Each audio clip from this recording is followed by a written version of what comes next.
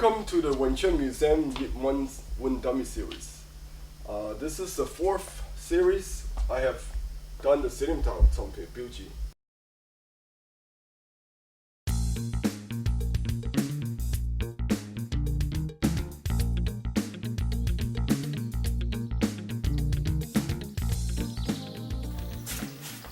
One dummy is always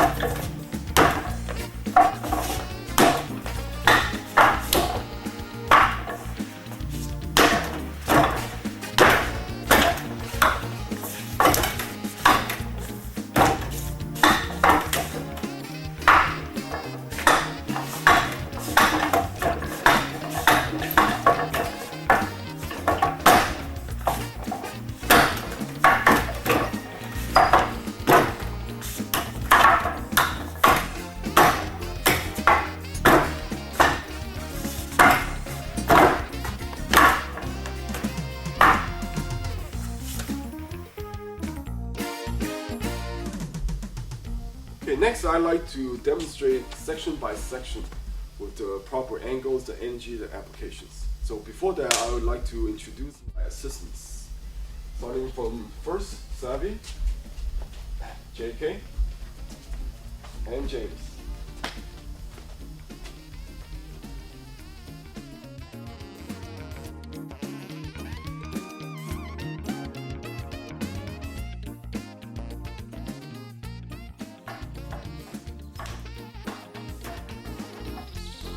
Section 1.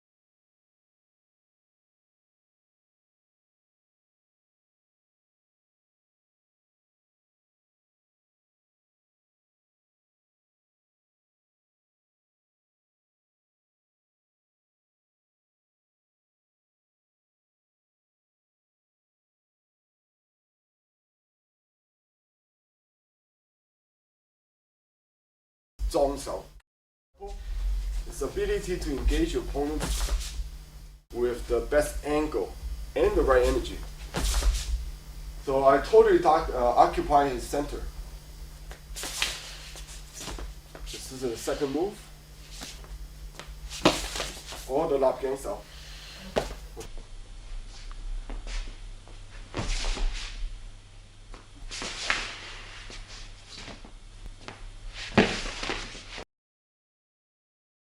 Okay, so this is a little bit detail on the wooden dummy. After we do the palm, when you occupy the center, when you pull, mistake could be that you might be pulling in. You have to redirect him. So then you have the right angle. So that's why you have the sequence lock gangs out here. The next movement is bong tanda. So again, if James will punch me, this is outside bong out. Next one, if he coming from this side, which means he have to travel longer distance. And I will use the same hand which is closer to engaging. But this time, again, I can control his upper gate, middle gate, and lower gate. Okay, if you want to watch that again. Upper gate, strike to the middle gate, and my footwork is to control his lower gate. So I totally have his center line. So I'm using a proper angle and using less energy. So that's why in the technique, upper gate, middle gate, lower gate. And my footwork is to control his lower gate. Next is Gan Zam Sao. Now let me show you the most direct application first. Okay, it's the ability to protect your upper gate and middle gate again. I can simultaneously strike because in this case he did not even come close to my middle gate, but I'm still protected. If he did come to my middle gate, then my hand would make contact. So this is ganzamsao. So sometimes I would use the upper hands and the lower hands based on his attack. But in a fight, you cannot always look at the hands because we don't want to chase the hands. So this is the inner details. When you do the ganzamsao, my energy is going into the arm. This is the same thing as chopping the arm. We call chasing the hands. So what I want to do is cover my space, but the energy still going back into the dummy. So the application has an effect of direct energy going back to his center, and I'm covering. So this is one of the more of a direct way of using the ganzamsao. Outside, back to inside. Or if he punched, I could be inside, back to outside. So this is the nature of ganzamsao. Outside, back to inside. Okay, after ganzamsao, it's kwansao. Kwans is to maintain your space or to bound. Okay, it's a very good technique. It's a circular technique because it's more efficient to deal with incoming force. Second, being circular technique, it covers more space. So it's a technique you can use to cover one gate or two gates simultaneously. This is one example of kwansao. He comes to attack the upper gate, so I can sweep. And second, or I'm not sure exactly where he's coming from. So I just basically screen and cover all my gates. So this is kwansao. One is to be able to cover your space. So in this case, I cover my upper gate, middle gate, and actually I hit him with the lower gate. So all my three gates is occupied.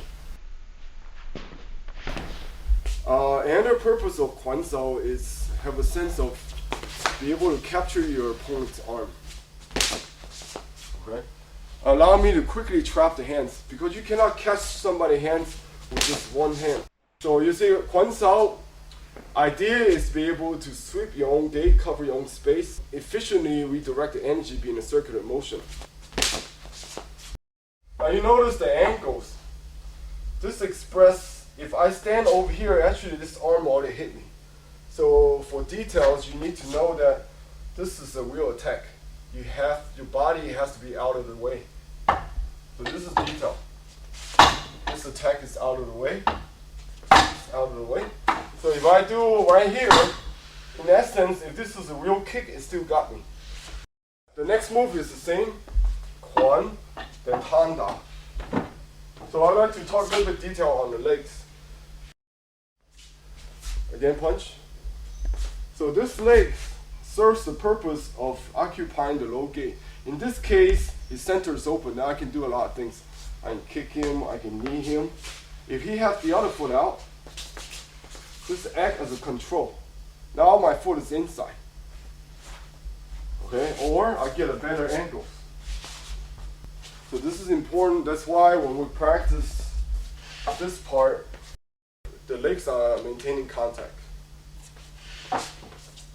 Same movement. The last sequence, it's a hyunsao. Sometimes hyunsao we can use one hand first. From inside, I need to go to outside. Okay? So in this sequence, we train the hands to learn how to flow simultaneously. So if you want to see the exact movement, so from inside to outside. Hyun, if he punch again, jut. So jut. So from inside to outside. So you can see this section 1, a lot of basic technique. Now you can really appreciate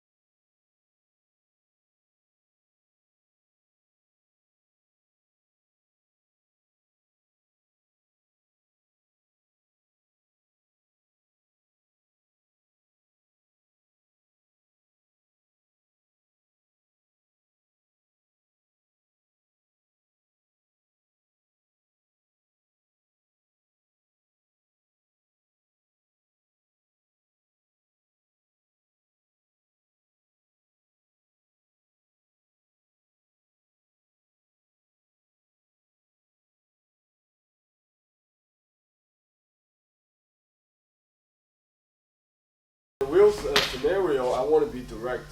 Even if I successfully redirect him, you know, this is strictly defensive. I could easily do a pakda.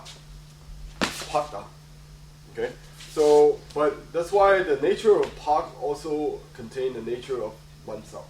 For example, okay, I find out what's out there. I feel his energy. So pak's out. So section 3. This is jut, kill the neck, then punch again and punch. Okay. Now in practice, you learn the sequence, but in the real situation, it doesn't have fixed patterns. Again, pak. Okay, redirecting him. The next thing comes, if he comes straight, I can redirect down. So that's why the next hand is more of a jut and then quick go forward. Okay, so in the form, turning and then next one is straight. The only difference is that the punch is low. Okay? In the application, it's based on whichever gate is open. This is important. Okay? So if he's here, or if I can totally control his arm, the middle gate or upper gate, both is open. But remember, by the time you practice the dummy at this stage, the footwork, the angle, the energy, the trapping, the two hands work as one, all the previous concept and body mechanics, what you learn is expressed together. Now the next sequence, bounce out, fat out, side kick. In different families, sometimes they express the side kick, sometimes they express the front kick. It really depends on the distance and which target are you hitting with. A middle gate attack, deflection. Again, this is not deflection here. So in the dummy form, you must have the arms pointing away. And the next shot comes, fats out. Again, you can see, because I'm in the right angle, I'm in a position to really call the shot. Low bombs out, okay, again you can see the deflection going away from me, not in front of you, okay? So because I'm in a better angle, the next shot, if he comes again, I can really take his position away, okay? Now because I have a better position, I can follow up. This is called combination, or sometimes referred as fans out. This is one of the ways that allow us to follow up. We have to know when to follow up, when not to hit. Okay, now you see where he's at now.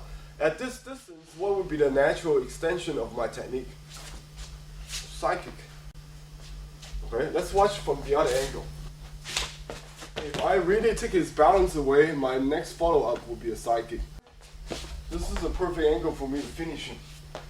Okay, by the way, side kick is the longest technique that we have in Wing Chun. But we don't go outside of the 6th gate.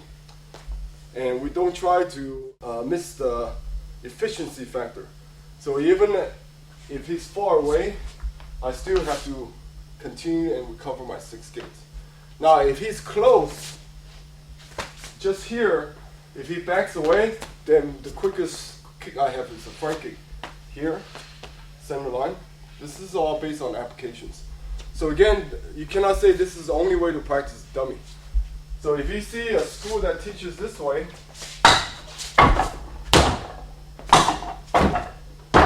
these are just variations. Okay, so you can see the kicks of Wing Chun is being expressed here. Where did we learn this from? Tsun. Okay? You can do front kick. You can do side kick. Okay? Flexibility is it's in applications. Now after this sequence, you go to Popeye. Low, you sink. High. Sink. High. Again, okay, you cannot Popeye somebody this way. If he does that to me, he's open. This is not a right angle. Okay? So in application, as I demonstrated earlier with Savvy, you can see the angles of this is here. Can you push me, James? You cannot. I am pushing. Okay? It's a good technique because you really have control of the center, especially if you go to upper gate. Now if the head goes, guess what happened to the center line? The center line also goes too. Now section 3 is actually the first kick in the wind dummy set. The concept behind the section 3 kicks is really back down to the ceiling top concept of facing again. Based on the distance, I can use side kick. If I'm from here, then side kick is not possible because I have to turn and the distance too close. So front kick would be correct. So again, this is a ceiling top concept of facing. We want to maximize our tools. So in order to do that, you must have 6 gates. So these first kicks teach us how do you adjust the distance. Front kick, closer. Side kick, for farther away. So there is a lot of considerations always in the sense of, what is the right technique. It's really based on your position, your distance,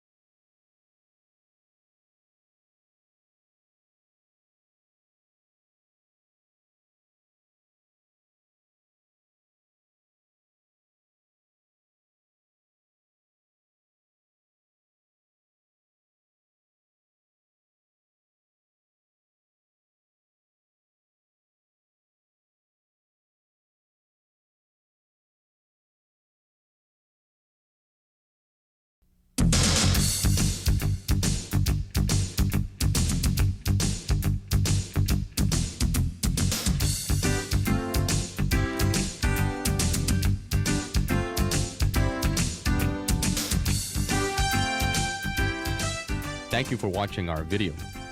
We hope that you find it informative as well as entertaining.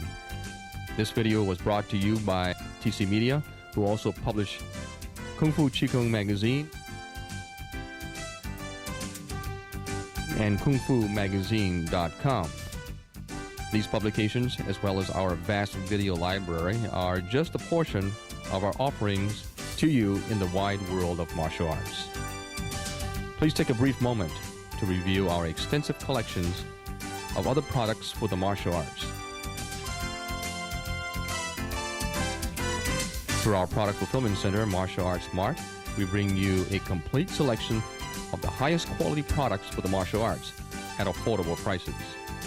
We also offer valuable discounts and rapid delivery service by the most knowledgeable sales representatives.